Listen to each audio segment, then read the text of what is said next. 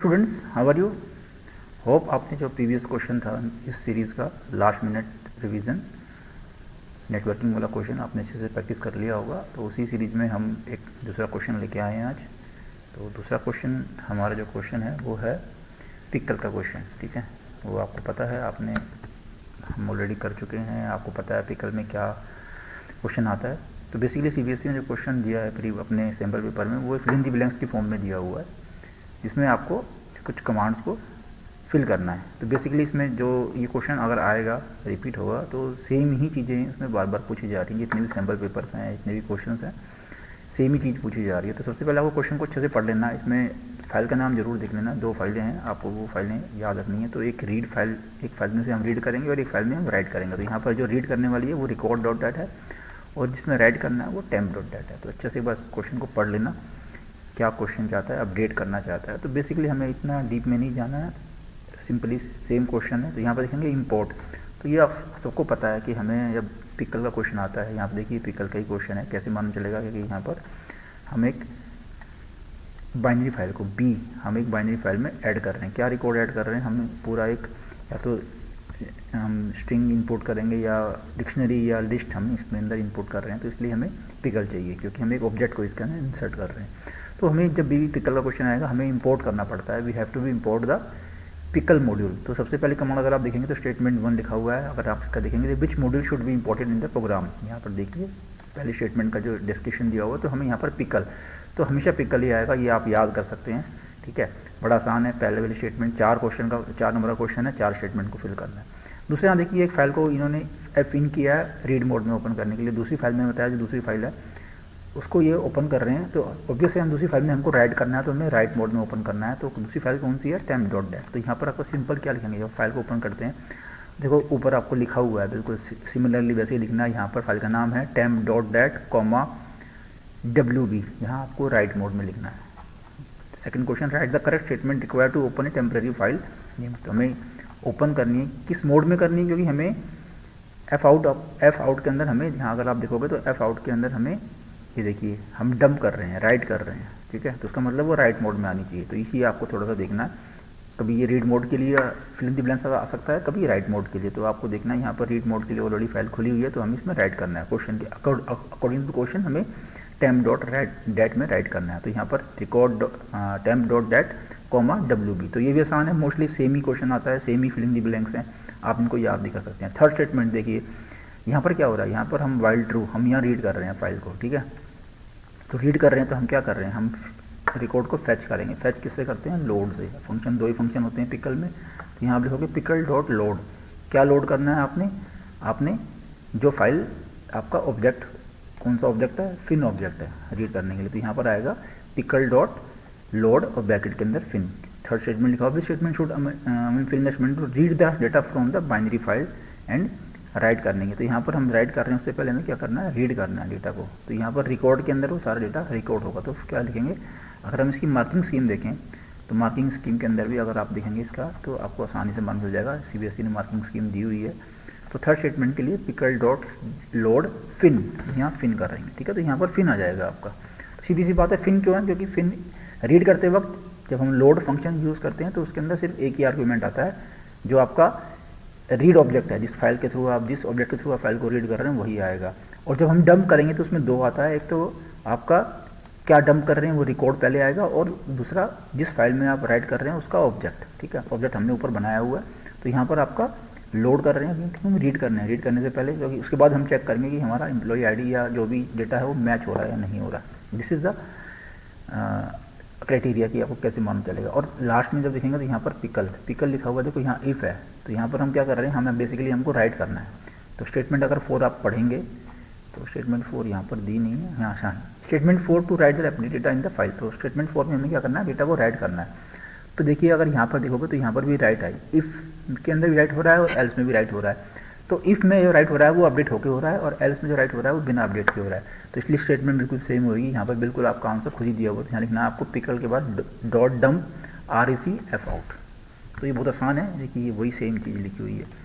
तो इस तरह से आपको यहाँ खुद ही मिल जाएगा। तो ये बड़ा आसान है, 4 नंबर लेने बड़ा आसान है आपको, तो आप ये ले सकते हैं। ठीक है, इस तरह क्वेश्चन आपका ये 35 वाला क्वेश्चन नंबर आ सकता है। कभी भी 35 क्वेश्चन में आपका कनेक्टिविटी वाला क्वेश्चन भी आ सकता है।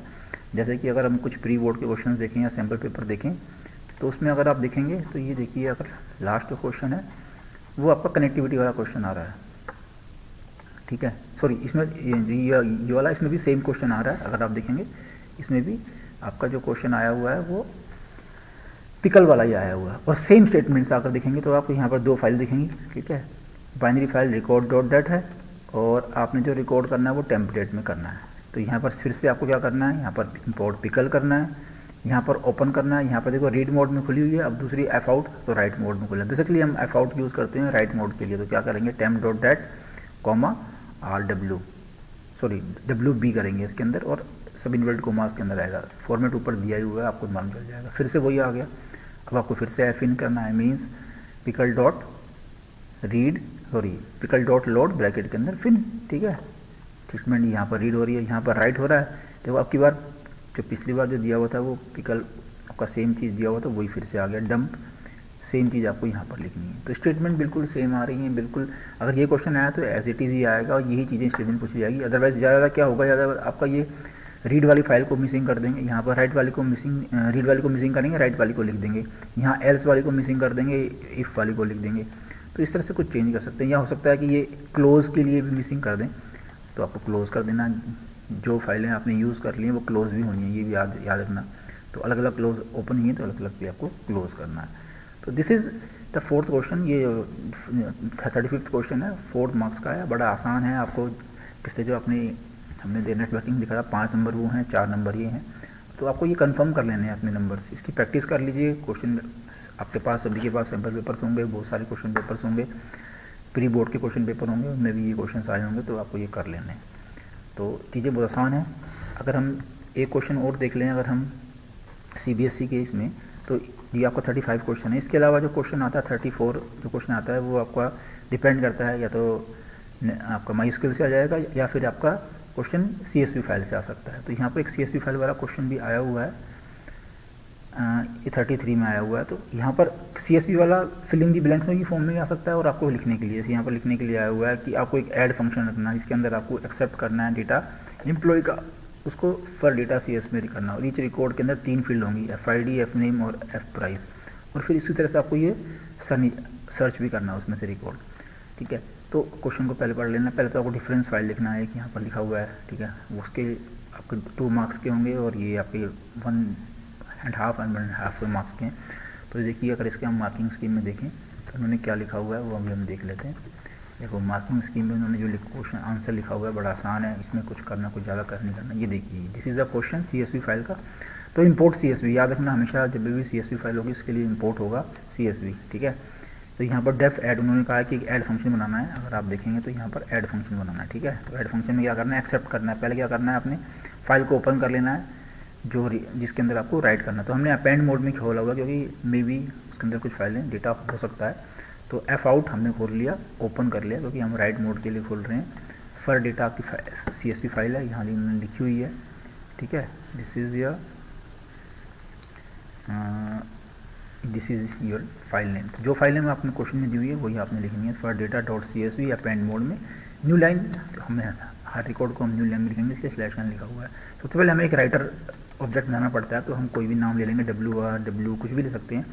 CSV डॉट राइटर, और F आउट किसका बनाना है, इस ऑब्जेक्ट का बनाना है, वो ब्रैकेट में। ये आप सिंटैक्स याद रख लीजिएगा। फिर हमें इनपुट लेना है, हमें फर्नीचर ID, फर्नीचर नेम 3 और फर्नीचर का प्राइस, तीनों को लेकर हम एक लिस्ट में ऐड करा देंगे, FD करके FID, तो हमारी एक लिस्ट बन गई।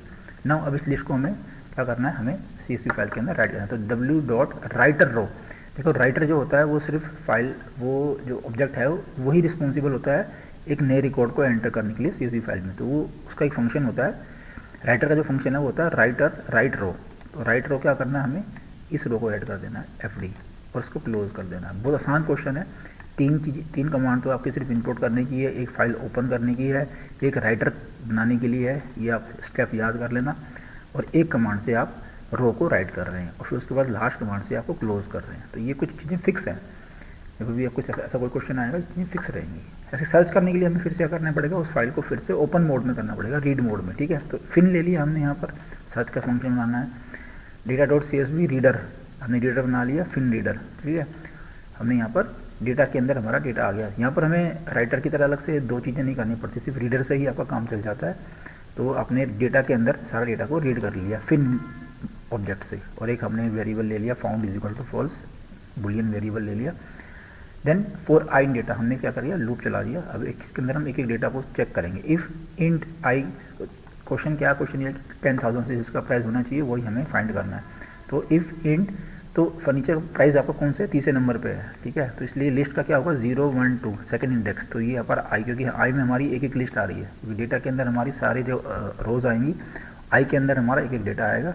देन हम चेक करेंगे, अगर 10,000 से ज़्यादा है तो फाउंड ट्रू हो जाएगा, जो फॉल्स था उसको हमने ट्रू कर दिया। और प्रिंट हम यहाँ क्या करेंगे, उस पूरी रो को प्रिंट कर देंगे। या तो सिंगल सिंगल प्रिंट कर लो या प्रिंट आई करोगे तो भी आपका काम चल जाएगा। अब ये फाउंड फॉल्स ट्रू फॉल्स क्यों किया, क्योंकि अगर हमें ये फॉल्स, अगर ये कोई डेटा हमें नहीं मिला तो ऑटोमेटिकली फाउंड क्या रह जाएगा, फॉल्स रह जाएगा। और फॉल्स होगा तो हम लिखेंगे रिकॉर्ड नॉट फाउंड, अदरवाइज हमें रिकॉर्ड मिल जाएगा। जितने रिकॉर्ड मिलेंगे वो हमें प्रिंट करते चले जाने हैं। आखिरी में हमें क्लोज कर देना है, ठीक है, लास्ट में हमें क्लोज कर देना, और दोनों को हमें कॉल, दोनों फंक्शन को कॉल कर देना है। तो इस तरह से ये क्वेश्चन आपके एग्जाम में आते हैं। इसके अलावा अगर आपको कोई और क्वेश्चन में कोई प्रॉब्लम हो तो आप कमेंट बॉक्स में उस क्वेश्चन का लिख सकते हैं कि उस क्वेश्चन के लिए वीडियो, तो मैं उस क्वेश्चन के लिए भी वीडियो बना दूंगा। प्रैक्टिस आपको करनी है, लास्ट मिनट है, आप इनकी प्रैक्टिस करते रहिए। और आपको सॉल्यूशन भी मिले हुए हैं, बिना सॉल्यूशन क्वेश्चन पेपर भी आपके पास CBSE या आपके टीचर्स ने आपको अवेलेबल कराए होंगे, ठीक है। तो तब तक के लिए हम नेक्स्ट वीडियो में कोई नए क्वेश्चन को ट्राई करेंगे, तब तक आप इनके लिए प्रैक्टिस कर लीजिए। Thank you very much.